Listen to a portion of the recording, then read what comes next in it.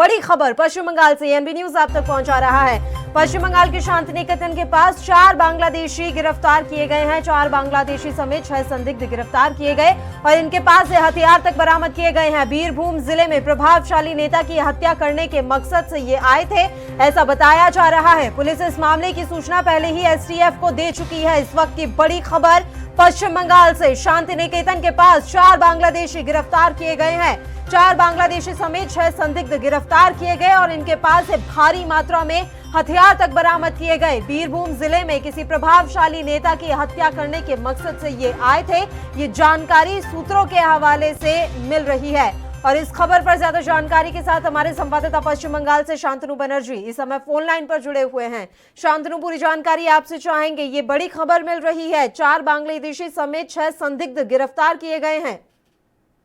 जी देखिए पल्लवी जी, हम कई दिनों से हम देख रहे हैं पश्चिम बंगाल में फिलहाल एनआईए और एसटीएफ का जो टीम है वो पूरा मतलब पश्चिम बंगाल का कई क्षेत्रों पर जो तलाशी शुरू किया, जो छापा मार रहा है, उसको हम जो देख रहे हैं फिलहाल पश्चिम बंगाल में अभी शांतिनिकेतन इलाका का जो तालतोड़ ग्राम सबसे बढ़िया है। तालतोड़ ग्राम जो मतलब पिछले खबर का कोई हेडलाइन में आया था, लेकिन एक तालतोड़ ग्राम पर 6 बांग्लादेशी को मतलब पकड़ लिया। इसमें से 4 बांग्लादेशी है और 2 मतलब उसी इलाका का जो लोग है।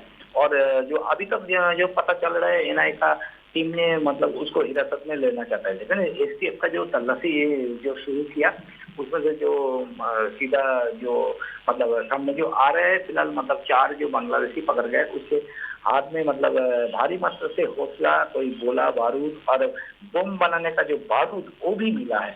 लेकिन अभी जो फिलहाल जो पश्चिम बंगाल का जो हालत है, अभी जो हम देख रहे हैं फिलहाल पश्चिम बंगाल के कई भी क्षेत्रों पर अगर आप देखिएगा तो 2014 का जो 2 अक्टूबर जो बम विस्फोट हुआ था जो पश्चिम बंगाल में, लेकिन उसका जो मतलब केस को जो हमने देखा है ये सलाउद्दीन शेख को अभी तक मतलब कोई पकड़ नहीं पाया है, क्योंकि एनआईए और एसटीएफ का टीम ने लगातार तलाशी शुरू किया पूरा पश्चिम बंगाल में, लेकिन अभी तक सलाउद्दीन का कोई मतलब ठिकाना नहीं है। सलाउद्दीन कहाँ गया? बिल्कुल शांतनु, बिल्कुल, लेकिन ये भी एक काफी अच्छी बात है कि काफी सतर्कता के चलते इस तरह के संदिग्ध लगातार पकड़े जा रहे हैं। सुरक्षा के लिहाज से ये एक अच्छी खबर है।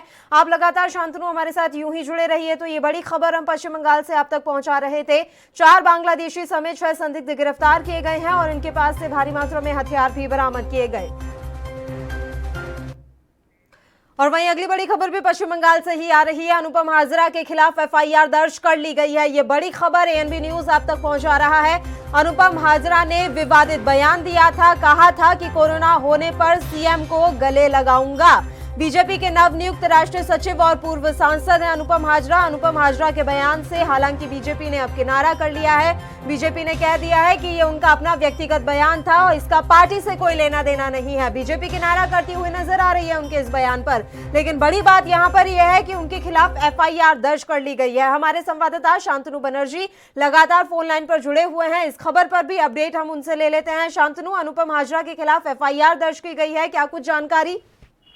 एकदम बिल्कुल अनुपम हाजरा जब मतलब पश्चिम बंगाल का जो मतलब पूरा क्षेत्र पर जो मतलब दायित्व लिया है, उसके बाद में फिलहाल कल बारुईपुर क्षेत्र पर कलकत्ता का बारुईपुर क्षेत्र पर अनुपम हाजरा ने सिर्फ मीडिया का सामने यही बात किया था जो फिलहाल कोरोना वायरस को लेकर ममता बनर्जी जो राजनीति कर रहे हैं फिलहाल ये नहीं होना चाहिए, क्योंकि राजनीति के खिलाफ ममता बनर्जी जो चाहता है कि आने वाला जो विधानसभा चुनाव हो रहा है, तो विधानसभा चुनाव के पहले ममता बनर्जी और उसका दल ने पूरा राजनीति कर रहा है। इसके लिए वो जो कोरोना वायरस को लेकर जो मतलब जो आवाज उठाई जो अनुपम हाजरा ने खुद ऐसी कहा है कि अगर खुद मेरा अगर कोरोना वायरस होगा तो हम ममता बनर्जी को गले में लगा लेंगे। इसके ऊपर खिलाफ आप देखिएगा जो सिलीगुड़ी मतलब इलाका में जो तृणमूल का जो टीम है वो आज एक्चुअली काली मतलब बहुत बड़े एक रैली निकाला था और रैली के बाद उसको मतलब पूरा सिलीगुड़ी थाना पे गया है और अनुपम हाजरा के खिलाफ एफआईआर दर्ज किया। लेकिन अभी सबसे बड़े सवाल जो सामने आ रहा है जो लोग मतलब जो भाजपा का हो या तृणमूल का है कांग्रेस का। जो बयानबाजी चलता है इसके सिर्फ कारण यही है। ये फिलहाल अभी पश्चिम बंगाल में मतलब विधानसभा चुनाव मतलब दरवाजा में विधानसभा चुनाव आना है, इसको लेकर सियासत अभी से गरमाई हुई है। बीजेपी पूरी तरह से चाहती है कि पश्चिम बंगाल में अब बीजेपी की सरकार आ जाए और इसके लिए बयानबाजी का दौर इस समय चरम पर है। शुक्रिया शांतनु, तमाम जानकारी हम तक पहुंचाने के लिए। और चलिए अब हमारे खास बुलेटिन 3 बजे 3 खबरों की शुरुआत करते हैं और खबरों पर विस्तार से चर्चा करने से पहले हम आपको बता दें कि आज चंडीगढ़, भोपाल और डूंगरपुर की खबर हम आप तक पहुंचाएंगे। पहले 3 तस्वीरें आपको दिखा देते हैं। पहली तस्वीर है राजधानी चंडीगढ़ से। बलवंत सिंह मुल्तानी मामले में आरोपी पूर्व डीजीपी सुमित सैनी आज एसआईटी के सामने पेश होने के लिए मटौर थाने पहुंचे, जहां पर उनसे कई सवाल जवाब किए गए हैं। अब रुख करते हैं मध्य प्रदेश की राजधानी भोपाल का, जहां डीजी स्तर के एक अफसर का अपनी पत्नी को बेरहमी से पीटने का वीडियो सोशल मीडिया पर वायरल हो गया। वीडियो में साफ देखा जा सकता है कि अफसर द्वारा पत्नी की बेरहमी से पिटाई की जा रही है। तीसरी तस्वीर राजस्थान के डूंगरपुर से। प्रदेश में शिक्षक भर्ती में 1167 अनारक्षित पदों को लेकर एसटी वर्ग से भरने की मांग को लेकर चल रहा उग्र प्रदर्शन बड़ी जद्दोजहद के बाद कुछ हद तक अभी शांत हुआ है। हालांकि अभी भी उदयपुर, डूंगरपुर दोनों जिलों में तनाव की स्थिति बनी हुई है। इन तमाम खबरों पर विस्तार से चर्चा करेंगे हमारे खास कार्यक्रम 3 बजे 3 खबर में। चलिए सबसे पहले चंडीगढ़ का रुख कर लेते हैं। बलवंत सिंह मुल्तानी मामले में आरोपी पूर्व डीजीपी सुमित सैनी आज एसआईटी के सामने पेश होने के लिए मटौर थाने में पहुंचे, जहां पर उनसे कई सवाल जवाब किए गए हैं। आपको बता दें कि इससे पहले सुमित सैनी खुद ही मोहाली कोर्ट में एसआईटी के सामने पेश हो गए थे, जिसके बाद से फिर से एसआईटी ने उनसे सवाल जवाब के लिए आज तलब किया था। इस खबर पर ज्यादा जानकारी आप तक पहुंचाएंगे, पहले एक रिपोर्ट देखिए।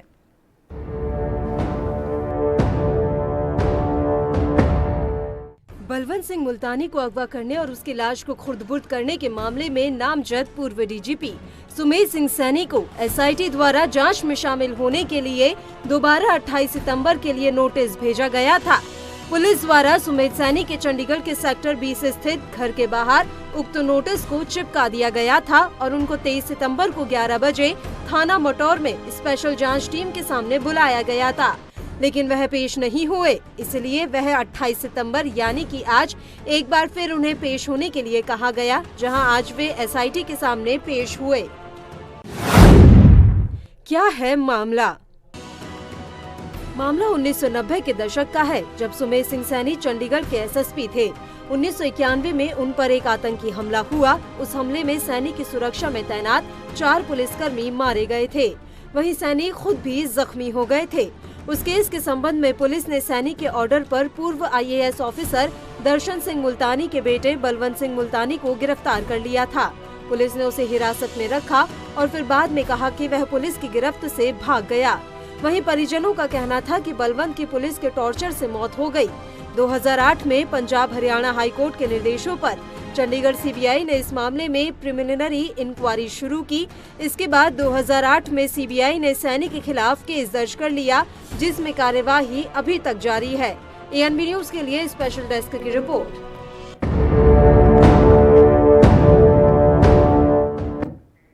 और इस खबर पर चर्चा से पहले आपको तस्वीरें दिखाते हैं हरीश रावत की प्रेस वार्ता की। प्रणाली कहते हैं उसको सपोर्ट करता था। तो ये जो तीनों बिल अब जो कानून बन चुके हैं, ये तीनों चीजों को इसको डिमोलिश करते हैं पूरी तरीके से। ये मिनिमम सपोर्ट प्राइस के मैकेनिज्म को डिमोलिश करते हैं। ये मंडी सिस्टम से लेकर के प्रोक्योरमेंट एजेंसीज के सिस्टम को डिमोलिश करते हैं। ये कानून डिमोलिश करते हैं हमारे पीडीएस सिस्टम को, जो फूड सिक्योरिटी का एक बेसिक स्टेप है, ये उसको नष्ट करते हैं, गरीब के पेट पर चोट मारते हैं। और इन कानूनों का एक ही इंटेंशन लगता है कि किसी तरीके से जो कॉरपोरेट हाउसेस हैं या जो बड़े बड़ी ऐसी ताकतें हैं जो इस समय रूलिंग पार्टी के पक्ष में दिखाई देती हैं, उनको इस क्षेत्र के अंदर जो फूड सिक्योरिटी का एरिया है उसको किसी तरीके से उनके हवाले कर दिया जाए। और उसमें एक स्टेप के तौर पर जो है ये कॉन्ट्रैक्ट फार्मिंग की बात भी की जा रही है। तो ये जो और किसान ये सारे खेल को समझ रहे हैं, क्योंकि किसान ये देख रहे हैं कि इनमें यदि इनका इरादा ठीक होता और तो ये हमारे लिए कुछ प्रोटेक्शन रखते। इन्होंने तीनों कानूनों में कोई प्रोटेक्शन नहीं रखा है, बल्कि जमीन वाले मामले में तो किसान को जो है लिटिगेशन के हवाले छोड़ दिया है। यदि कल किसान के साथ कांटेक्ट में कोई गड़बड़ होती है तो किसान को पहले इतना सक्षम होना पड़ेगा कि वो उसके खिलाफ कोर्ट में न्याय पाने के लिए जा सके, न्याय को अवेल कर सके। कहाँ से गरीब किसान ये सब बातों को लाएगा? किसान से कह दिया जा रहा है कि तुम पैदा करो और तुम्हारे लिए हमने सारा जहां खोल दिया है। अब कितने लोग हैं, और सब जानते हैं इस बात को कि ये कहने की बातें हैं, लेकिन 85% से ज़्यादा किसान इस फैसिलिटी उसको अवेल करने की स्थिति में है ही नहीं। वो इकोनॉमिकली इतना स्ट्रांग है ही नहीं, उसके पास इस तरीके का मैकेनिज्म है ही नहीं कि वो अपने उत्पादित माल को लेकर के बाहर बेचना चाहे। और हम तो एक बात कहते हैं इनसे कि इतने ही बड़े आप किसानों के हिमायती थे तो बहुत सारे आइटम जो पीडीएस जो हमारे मिनिमम सपोर्ट प्राइस के मैकेनिज्म से बाहर हैं, जैसे हमारी सब्जियां आदि हैं, जैसे मिल्क प्रोड्यूस आदि हैं, आप इनमें क्यों नहीं जाते? जो पूंजी लाने वाले लोग हैं आपके मित्र, जिनको आप किसानों का कल्याणकारी बता रहे हैं, तो उनको ये क्यों नहीं कहते कि तुम यहाँ से स्टार्ट करो, यहाँ पूंजी इन्वेस्ट करने का काम करो, फूड प्रोसेसिंग इंडस्ट्री में पूंजी इन्वेस्ट करने का काम करो? तो ये एक सुनियोजित षड्यंत्र है। हमने मैं बल्कि एआईसीसी की तरफ से कैप्टन साहब को बहुत धन्यवाद देना चाहता हूँ। ये देश के पहले लीडर थे और पहले चीफ मिनिस्टर थे जिन्होंने ऑर्डिनेंसेस को समझ करके इनके खेल को समझा और उस खेल को एक्सपोज किया। मैं जाखड़ साहब को भी बहुत धन्यवाद देना चाहता हूँ, इन्होंने भी बहुत स्ट्रॉन्ग व्यू लिया कि क्या खतरे सामने की तरफ हैं करके। और इधर इस बीच में भी आपने गवर्नर के पास हमारे प्रदेश कांग्रेस कमेटी के लोगों ने जाकर के पहली बार ऑर्गेनाइज तरीके से किसी पॉलिटिकल पार्टी ने इस बात को राष्ट्रपति तक पहुंचाया कि साहब ये कानून बनने से रोका जाना चाहिए करके, और प्रधानमंत्री को आगाह किया कि इसको आप कानून का सेप मत दीजिए करके। तो ये पंजाब ने रास्ता दिखाया और अब पंजाब का किसान रास्ता दिखा रहा है। इसलिए हम कांग्रेस पार्टी पूरी तरीके से पूरे देश में सोनिया जी के नेतृत्व में, राहुल जी के नेतृत्व में हम किसानों के साथ खड़े हैं और उनके इंटरेस्ट को प्रोटेक्ट करने के लिए, जिस इंटरेस्ट को क्रश किया जा रहा है, जिसको किसानों के साथ एक बड़ा अन्याय किया जा रहा है इस काले कानूनों के जरिए जो है, हम इसके विरोध में पूरी तरीके से खड़े हैं और पूरी शक्ति के साथ जो है हम इसका विरोध करेंगे और पूरी लॉजिक के साथ हम इसका विरोध कर रहे हैं। ऐसा नहीं है कि हम केवल जैसा वो कह रहे हैं कि सब राजनीतिक रूप से राजनीतिक कारणों से विरोध किया जा रहा है। हमारा कोई राजनीतिक कारण नहीं है, कारण केवल इतना है कि एक लगाव है कांग्रेस के मन में कि ये सारे सिस्टम सौभाग्य से उस समय डेवलप हुए जब कांग्रेस ताकत में थी, सेंटर में कांग्रेस शक्ति में थी। तो और किसान तो हरीश रावत को आपने सुना, प्रेस वार्ता कर वो केंद्र के नरेंद्र मोदी सरकार पर निशाना साध रहे हैं और कारण एक ही है कि किसानों के जो बिल किसानों के लिए पास किया गया है उसको लेकर इस समय जो किसान परेशान है उसको लेकर तमाम बातें प्रेस वार्ता में हरीश रावत ने कही। फिलहाल एक छोटे से ब्रेक के लिए हम यहाँ रुक रहे हैं, फौरन हाजिर होंगे।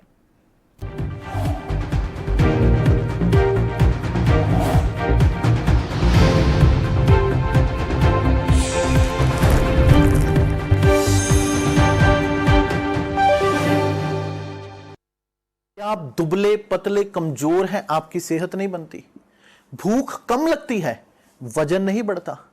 दरअसल मेन बात खाना पीना खाना नहीं है, मेन बात है खाया पिया लगना। और अगर खाया पिया लगेगा ही नहीं तो सेहत बनेगी कैसे। इसलिए हमारी संस्था सन्यासी आयुर्वेदा ने एक ऐसी दवा बनाई है जो कि आपके पाचन तंत्र को, आपके लीवर सिस्टम को ठीक करने का काम करती है, ताकि आप जो भी खाएं उसका पूरे का पूरा निचोड़ आपके शरीर को लगे, आपकी भूख बढ़े, खाया पिया सही से लगे, नया खून बने, हड्डियों में जान आए, वजन बढ़े, ताकत बढ़े, चेहरे पर नूर आए और आप मोटे तगड़े खूबसूरत पर्सनैलिटी के मालिक बन जाएं। यह दवा पूरी तरह से आयुर्वेदिक होती है। इसका शरीर पर कोई भी साइड इफेक्ट, कोई भी नुकसान या दुष्प्रभाव नहीं होता। लड़के लड़कियां दोनों इसका इस्तेमाल कर सकते हैं और पहले 15 दिन के अंदर ही आपको इसका असर महसूस हो जाएगा। सिर्फ 650 रुपए की पूरे 1 महीने की दवा होती है और आप इसे घर बैठे 01145454545 पर फोन करके दवा मंगवा सकते हैं।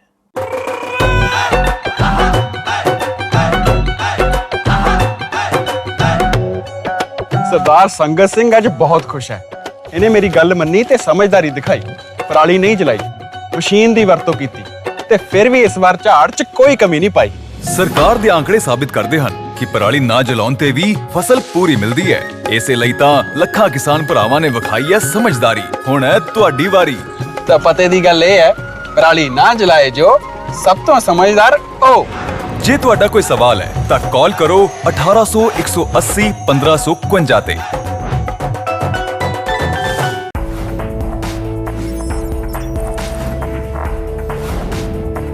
कम ब्रेक और ज्यादा खबरों के साथ देखिए ANP news in channel number पर। सबसे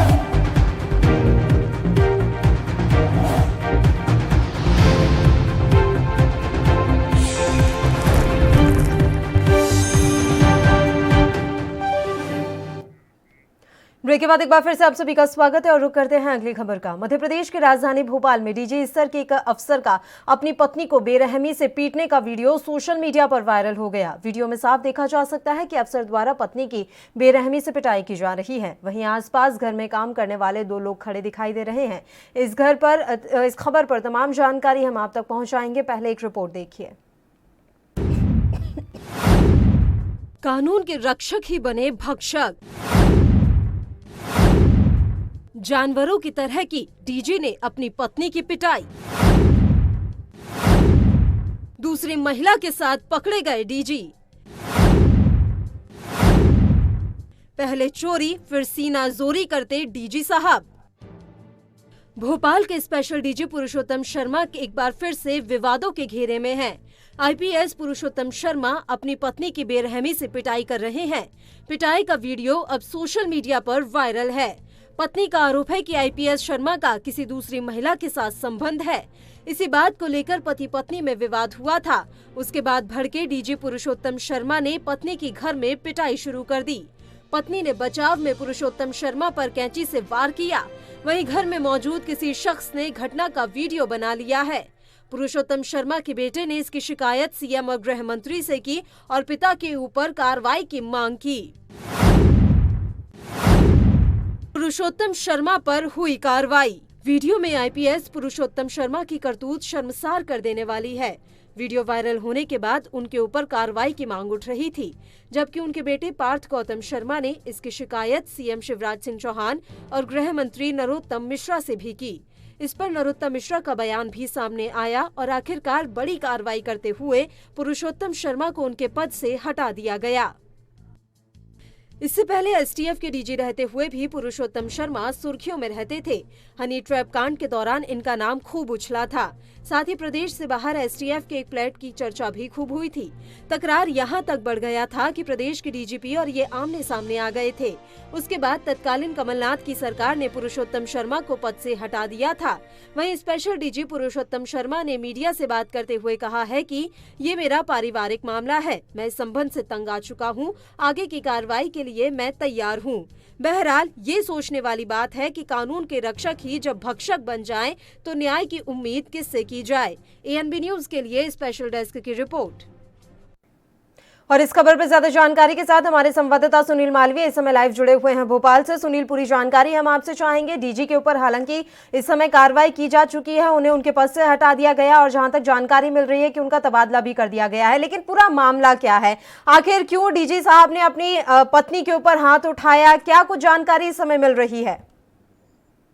जी देखिए पल्लवी, मैं आपको बता दूं, ये जो दिन भर से आज सुबह से जो वीडियो वायरल चल रहा है, इसको सरगर्मी तेज हो चुकी है, क्योंकि ये पूरा मामला एक IPS अधिकारी से जुड़े होने के माध्यम से ये जो पूरे वीडियो वायरल पर सरगर्मी तेज हुई। ये पूरा मामला ये है कि जो IPS DG है रुस्तम शर्मा जी, ये कहीं पे गए हुए थे और इनकी बीवी भी, इनका IPS का सीधा कहना है कि इनकी बीवी लगातार इनका पीछा करती है और इनकी बीवी के द्वारा ये वीडियो बनाया गया है और इनकी बीवी ने वीडियो वायरल करा। तो उनका जो IPS का कहना है कि ये जो मेरी ये समस्या है, ये वीडियो वायरल हो रहा है, ये मेरा घर का पारिवारिक मामला है, इसको मैं पारिवारिक तरफ से मैं सुलझा लूंगा, मेरी बीवी से बात कर ले। लेकिन हालांकि मामला वीडियो वायरल होने के माध्यम से CM शिवराज सिंह चौहान ने भी मामला संज्ञान में लिया। CM ने भी कहा कि तथ्यों के आधार पर जानकारी जुटाई जाएगी और जो दोषी होगा उस पर कार्रवाई होगी। जी पल्लवी, बिल्कुल, कार्रवाई तो की गई है, उनको पद से हटा दिया गया है, तबादला भी किया गया है। सवाल तो यहाँ पर ये उठ रहा है कि ये तो कानून के रक्षक हैं, ये तो सबको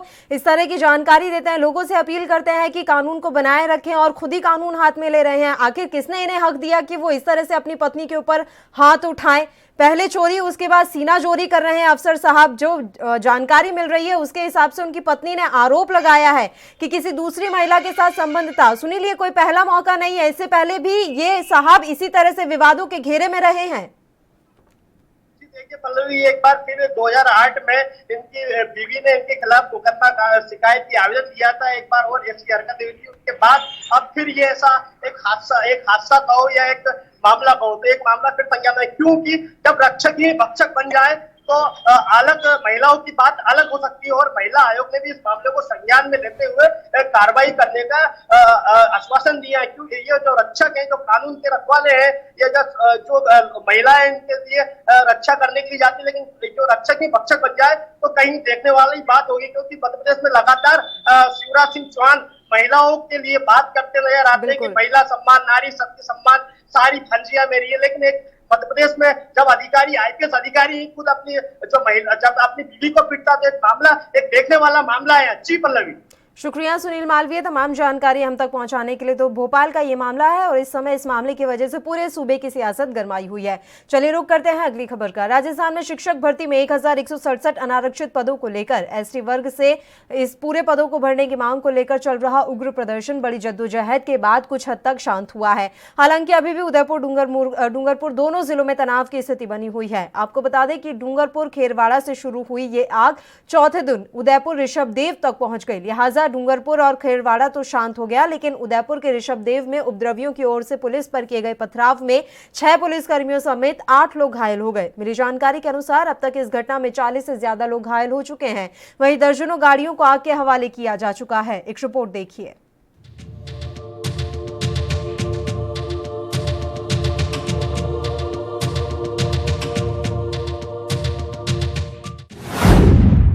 डूंगरपुर में प्रदर्शन के बाद पसरा सन्नाटा। अब सुप्रीम कोर्ट से बंधी उम्मीद। आखिरकार खोला गया उदयपुर हाईवे। प्रदेश में शिक्षक भर्ती में 1167 अनारक्षित पदों को लेकर ST वर्ग से भरने की मांग को लेकर चल रहा उग्र प्रदर्शन बड़ी जद्दोजहद के बाद कुछ शांत हुआ है। हालांकि अभी भी उदयपुर डूंगरपुर दोनों जिलों में तनाव की स्थिति बनी हुई है। मिली जानकारी के अनुसार अब तक इस घटना में 40 से ज्यादा घायल हो चुके हैं। वहीं दर्जनों गाड़ियों को आग के हवाले किया जा चुका है। खोला गया उदयपुर हाईवे, सुलह की कोशिशें तेज। इधर स्थिति को नियंत्रित करने के लिए सरकार की ओर से भी लगातार प्रयास जारी है। रविवार को खेरवाड़ा पंचायत समिति में प्रशासन और जनप्रतिनिधि की बैठक में निर्णय हुआ कि शिक्षक भर्ती 2018 की रिक्त रही सीटों को लेकर अब सुप्रीम कोर्ट में SLP दायर की जाएगी, ताकि हाईकोर्ट की ओर से दिए गए निर्णय को चुनौती दी जा सके। वहीं अब रविवार शाम को उदयपुर अहमदाबाद हाईवे भी आवाजाही के लिए खोल दिया गया है। एएनबी न्यूज के लिए स्पेशल डेस्क की रिपोर्ट।